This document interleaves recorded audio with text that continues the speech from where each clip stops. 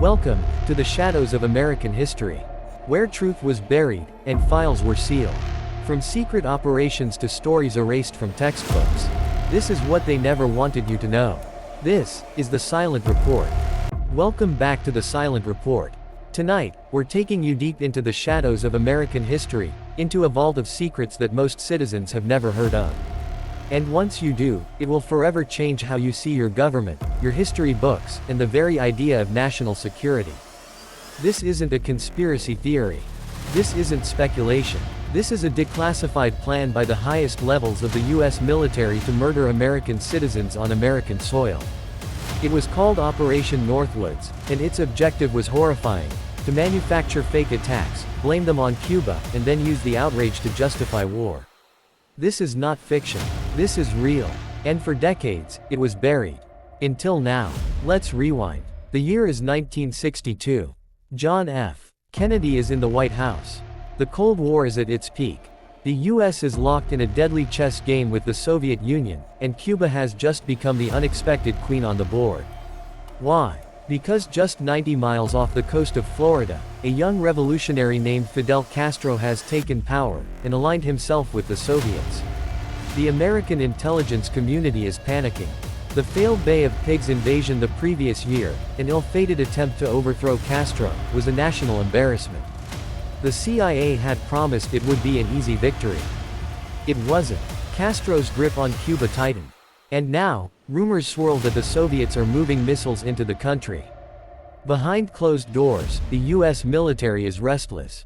They want action, not diplomacy, not sanctions, war. And so, the Joint Chiefs of Staff, America's top military leadership, begin drafting an operation so shocking, so morally bankrupt, it would have stunned even their own soldiers.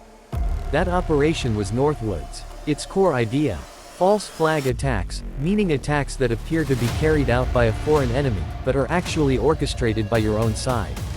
It's a tactic used by tyrants throughout history. But here, it was being suggested in the most powerful democracy on earth. The documents, now declassified and available through the National Security Archive, contain chilling details. These are not vague ideas. These were structured proposals, complete with timelines, suggested media cover stories, and potential casualty counts. They proposed staging or fabricating attacks like blowing up a US ship in Guantanamo Bay, making it look like Cuba was behind it. Simulating Cuban attacks on American civilians, especially Cuban refugees living in Florida. Faking the hijacking of commercial airliners, using drones disguised as passenger planes. Organizing mock funerals with actors posing as grieving families to manipulate public emotion. And perhaps most shocking of all, they proposed causing real harm to American civilians and soldiers, all in order to provoke a war. They wrote, "We could develop a communist Cuban terror campaign in the Miami area, in other Florida cities, and even in Washington. Bombings, murders, fake evidence, and all of it, done by Americans to frame Cuba." You heard that right. They were willing to commit acts of terrorism against their own citizens, just to create the political conditions necessary to justify military action. Even more disturbing is who signed the document. This wasn't a fringe group. It wasn't a rogue agency. The plan was signed by General Lyman Lemnitzer, then chairman of the Joint Chiefs of Staff, the highest-ranking military officer in the country. Let that sink in. The man with the most direct control over the US military, signed off on murdering American citizens, in cold blood. The memo was sent to Secretary of Defense Robert McNamara, a key figure in JFK's cabinet. But before it could move further, it had to go through the one man who had the power to stop it all: the President of the United States, John F. Kennedy. And JFK said no. He was reportedly disgusted, furious. According to sources close to the president, he couldn't believe the military leadership would suggest such an act. He immediately rejected the proposal, and within months, General Lemnitzer was removed from his position and reassigned to NATO. But let's pause here. Because this moment, this rejection of Northwoods, was more than just a policy decision. For many, it marked the beginning of the rift between JFK and the military-industrial complex.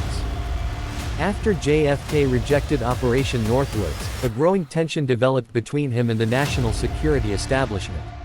He was already skeptical of the CIA after the Bay of Pigs fiasco. He distrusted the Joint Chiefs, who seemed eager for global conflict. And he famously said he wanted to splinter the CIA into 1,000 pieces and scatter it to the winds. But Kennedy's defiance wasn't just about Cuba. He was beginning to pull America away from war. He resisted sending combat troops to Vietnam. He was opening secret backchannels with the Soviet Union, trying to avoid a nuclear conflict.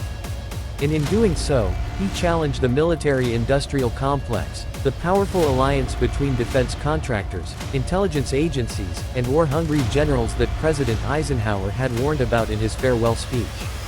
What many people don't realize is that Operation Northwoods was just the tip of the iceberg.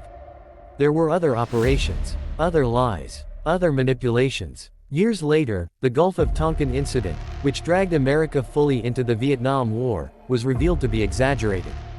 Some argue it was fabricated. Thousands of US soldiers and over 1 million Vietnamese would die in that war.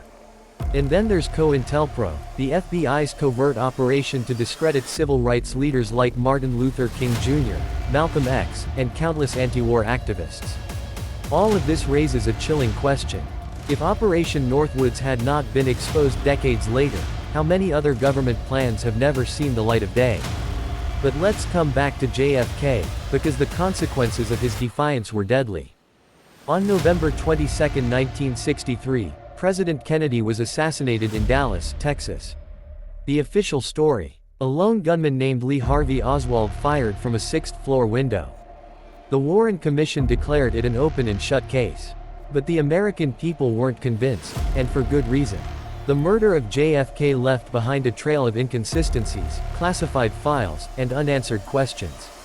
Why did Oswald claim he was just a patsy before being murdered himself by Jack Ruby? Why were key witnesses silenced or mysteriously killed?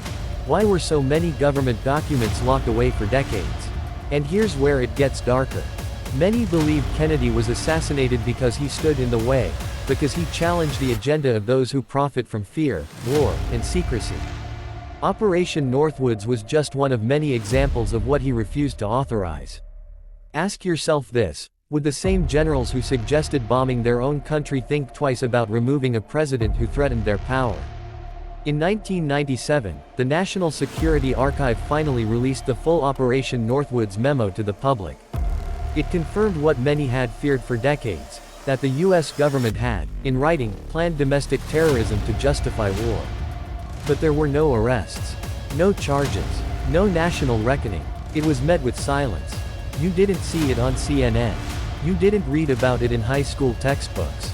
Hollywood didn't make movies about it. And that's the scariest part. The system didn't deny it. It just buried it. What does that tell you about the world we live in? It tells you that the truth is not hidden, it's ignored. That secrets don't have to be erased if no one is paying attention. That history is written not by the victors, but by those who control the narrative. Let's go deeper. Operation Northwoods fits into a long pattern of deception. In the 1930s, the Nazis staged the Reichstag fire, blaming communists to consolidate power.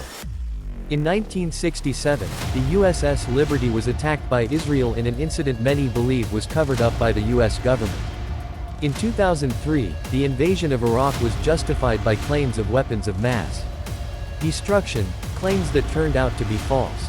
The same playbook, different era, different enemy, fear, manipulation, control. So, what is Operation Northwoods really about? It's not just a document. It's not just an abandoned plan. It's a mirror showing us what powerful men are willing to do when unchecked. A reflection of how narratives are manufactured, how wars are sold, and how truth is buried under flags and medals and press conferences. The truth is, they counted on you never finding out. But now you know. And that knowledge carries weight. Because once you see behind the curtain, you can never unsee it. So what can we do? Stay curious. Ask questions. Refuse to be hypnotized by polished headlines and patriotic slogans. Demand transparency. Demand accountability. And most importantly, remember that once, your own government considered murdering you to start a war. And the only thing that stopped them, was a single man who had the courage to say no. Whether JFK died for that courage, we may never know. But we do know this. Truth has enemies, and silence protects them. This is why the silent report exists. To make noise in the quiet. To shine light in the dark. To remind you that history is not just something that happens, it's something that's shaped. And sometimes, manipulated. Thank you for watching. If this story disturbed you, shocked you, or opened your eyes, share it. Don't let this history be forgotten again. Subscribe for more truth, more fire, more secrets they never wanted you to know. Until next time, stay awake, stay aware, and stay silent no more.